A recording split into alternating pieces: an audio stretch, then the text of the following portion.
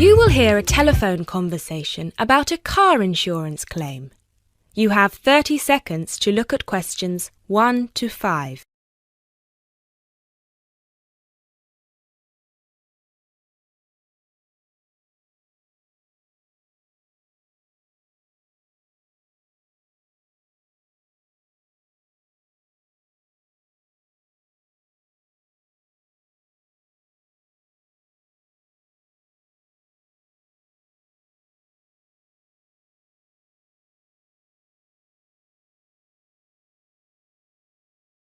Good afternoon. Watto Insurance. This is Janet speaking. How may I help you? Yes, hello. I would like to make a claim on my car insurance, please. Certainly, sir. First of all, I'd like to inform you that all of our calls are recorded for monitoring and training purposes. Is that okay? That's okay. Could you please tell me your full name? Sure, it's Mr. Bennett Fisher. Okay, sorry, how do you spell your surname? It's spelled Fischer. Great, thank you. I see that you have taken out a third-party fire and theft premium with us on a 2013 light blue Volkswagen Passat. Is that okay? Yes, well, almost. The colour is not light blue, it's light green. Okay, thank you for updating your information with us. What is the nature of your claim with us today? Last weekend, I had driven up to York on business and left my car in a monitored car park.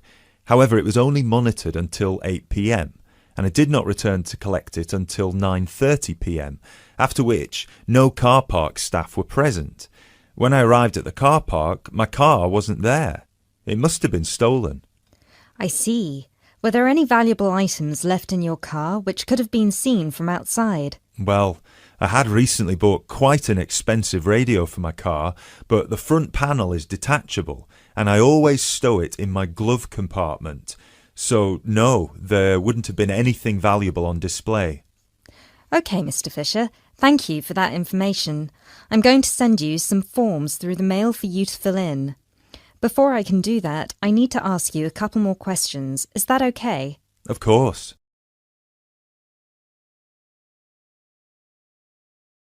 You now have 30 seconds to look at questions 6 to 10.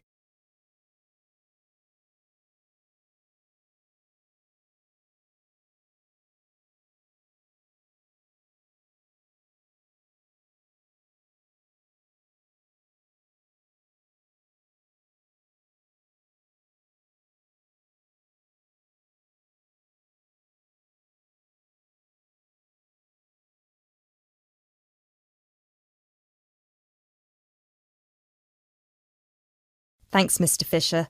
First of all, could you let me know your policy number, please? Of course. I have it right here. It's G34C245. G34C245. Thanks. And the type of claim? Shall we say stolen car? Yes, the car was definitely stolen. I reported it to the police immediately. I actually have the report number here if that's of any use. No, not right now. But keep hold of that as we will need to see a copy of the police report eventually. Which police station did you report the offence at? York Police Station. Was it your first time in York? No, but it was the first time I'd driven there. I usually take the train. Were you aware that the car park was only manned until 8 p.m? No, I was not aware of that. Were there any signs put up on the premises that informed car owners of the risks of leaving their cars after normal operating hours? Yes, but they said the car park was going to be guarded until 10 p.m, at which point the entrance is barred so no cars can come in or out. Was any reason given for that sudden change? The police informed me that the staff on duty that night had left on an urgent call. I believe it was something about a family member being admitted to hospital. Were there any personal items left in your car? Yes, first of all there was the car radio I mentioned before. Ah, yes, of course. Anything else? Just some CDs and an old jacket. Right. Thank you, Mr. Fisher. I have everything I need for now and will send these forms out to you shortly. When you get them, please fill them out with as much information as you can, and where possible, include copies of any relevant documents to support your claim, such as police reports and registration details. Once you have returned that to us, we can then start to assess whether you will be eligible to receive compensation. Do you have any further questions for me today? No, that's all. Thanks for your help.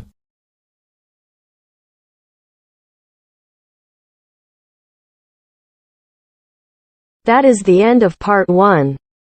You now have half a minute to check your answers.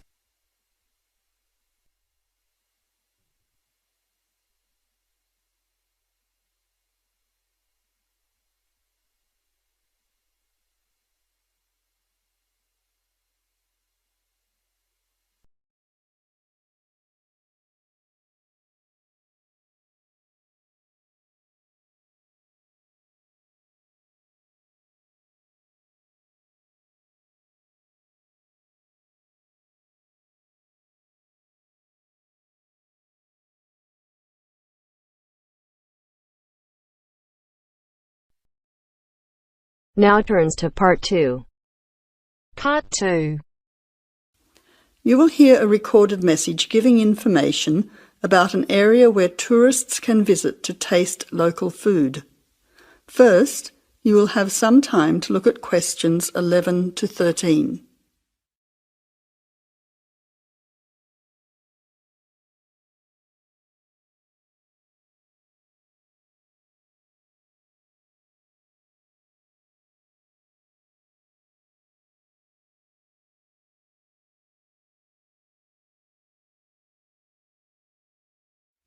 Now listen carefully to the first part of the message and answer questions 11 to 13. Welcome to the tourist information line for the Valley Food Trail. Here you will find many local food products for you to sample and buy. It is possible for you to spend as much or as little time as you want, but I suggest that you allow a full day for touring this area. Of course, there are many half-day tours available for those of you short on time. Now, it's quite a large area and stretches from Brookville to Ford Hill. For those of you unfamiliar with the area, that means that it is 10 kilometres to 35 kilometres from the city centre, or by car 15 minutes to the closest point, continuing to 55 minutes at its furthest point from the CBD. Of course, apart from food, there are many other places of interest in this area, including cafes and restaurants and galleries and studios. But I wouldn't recommend you go here to see parks and gardens. The other information lines will give you specific information related to these particular attractions. Before the final part of the message, you now have 20 seconds to look at questions 14 to 20.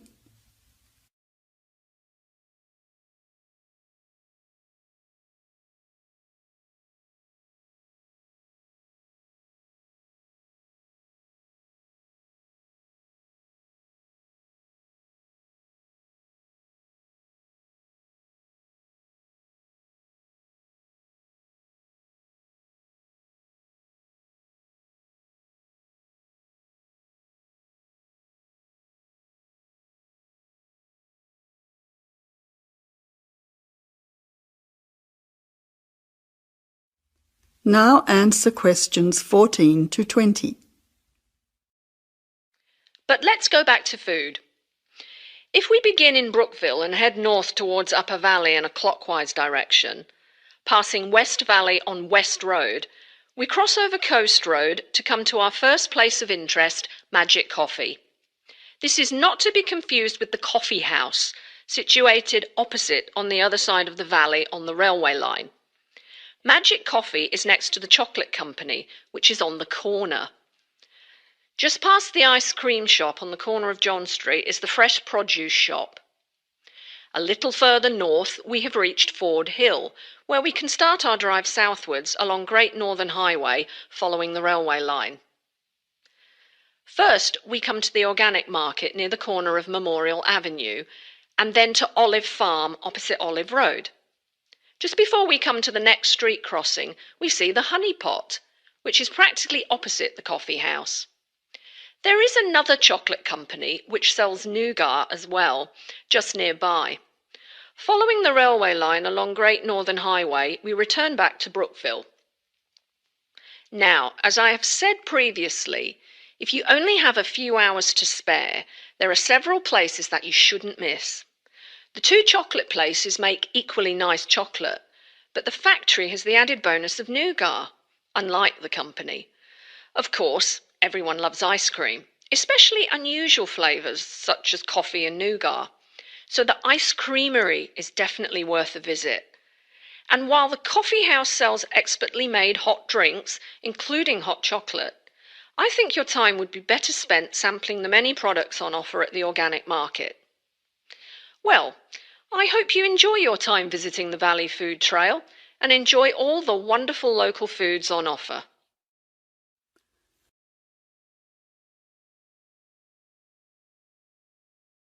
That is the end of part 2. You now have half a minute to check your answers.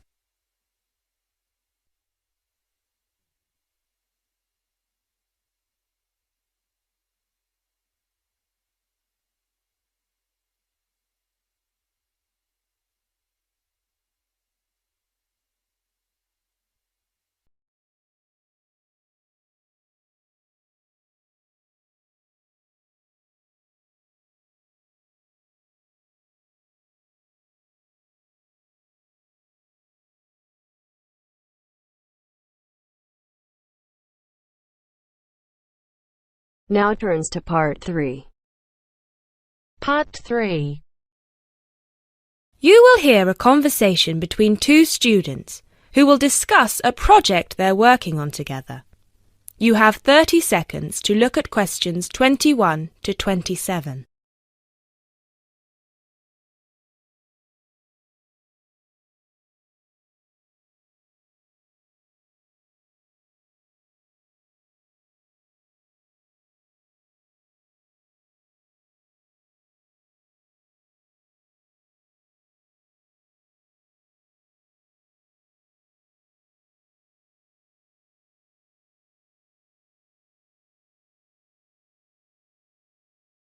Hey Jess, glad you could make it.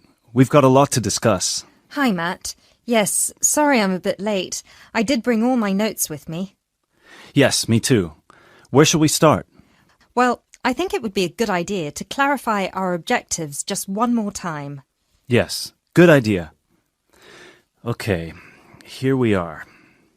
We need to record, photograph, and identify the plant species in 10 1-square-meter plots. Does it say anything about where these plots should be and how they should be laid out? Ah, here it is. It says that all the plots need to be no more than 10 meters apart. And how do we choose them? Ah, this is the fun part. I remember this. Here we are. Make a 1-meter square frame using bamboo sticks available from the department stores. Yes, we've already done that. I know, I'm just reading the whole section. Okay. One person stands roughly in the middle of the chosen area and throws the frame.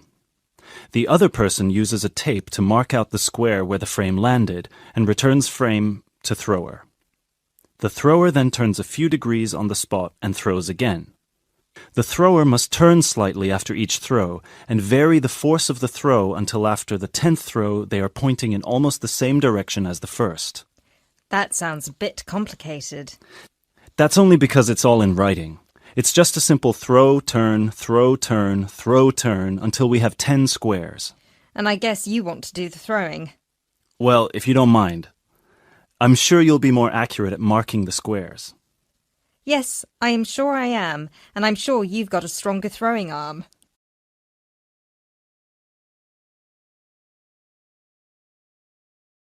You now have 30 seconds to look at questions 28 to 30.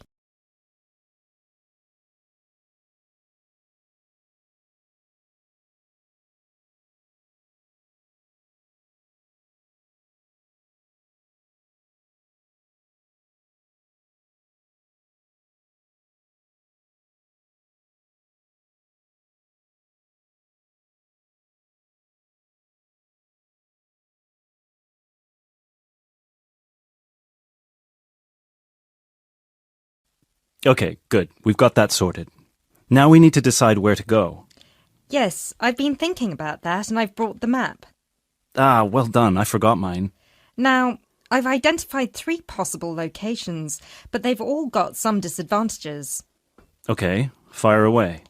Well, the area around this lowland marsh could be interesting. There'll be a lot of interesting water plants here. Looks good, but what's the problem?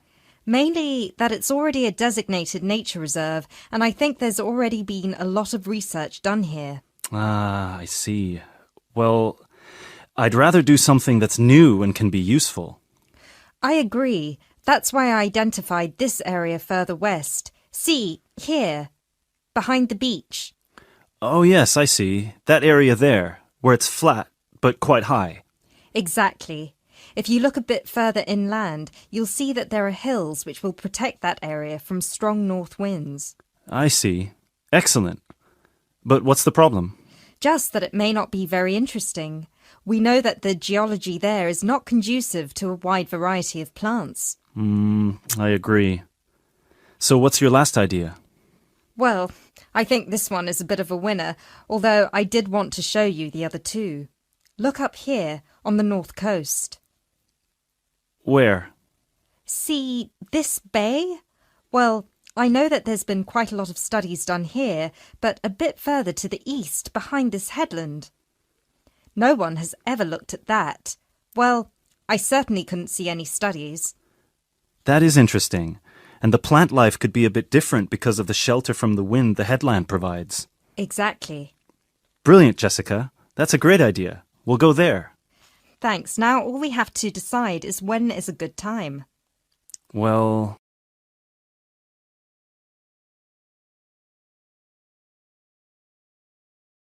That is the end of part 3.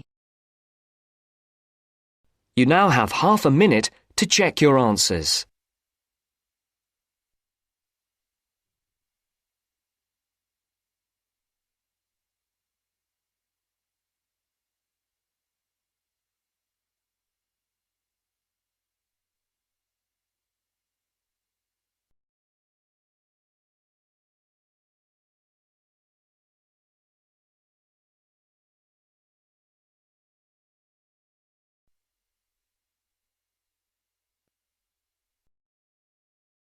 Now turns to part 4.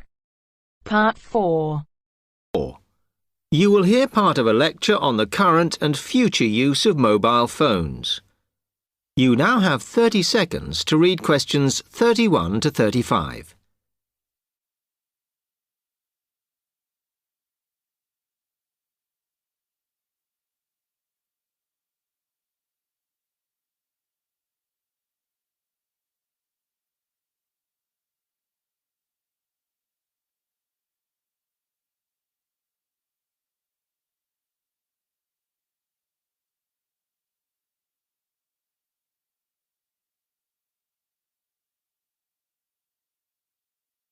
Okay, now today we're looking at changes in communication, and specifically changes that have just happened or are likely to happen in the next few years. Key to this is the mobile phone, which is increasingly being seen as an all-purpose system rather than just a phone. If you only use your phone for texting and making calls now, you will be amazed at how you'll be using it in the future. The technology has been developed for a range of other uses.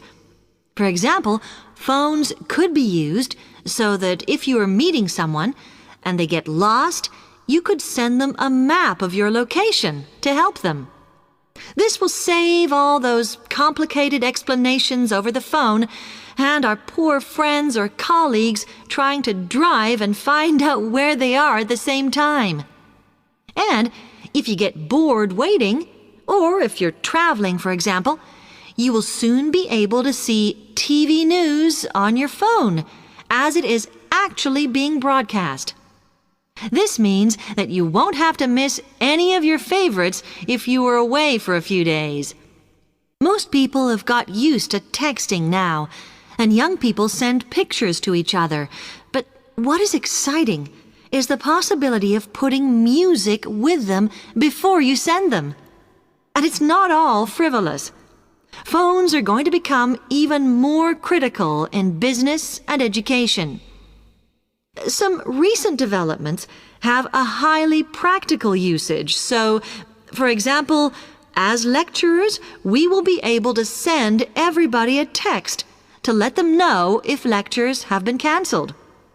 And the new phones could have a further use in education, as well as business, as they will enable us to go to any destination, such as when we are doing a field trip, for instance, and from there to send data directly to a computer so that we can access it when we get home. This means we will no longer be limited by what the phone can store. You now have 30 seconds to read questions 36 to 40.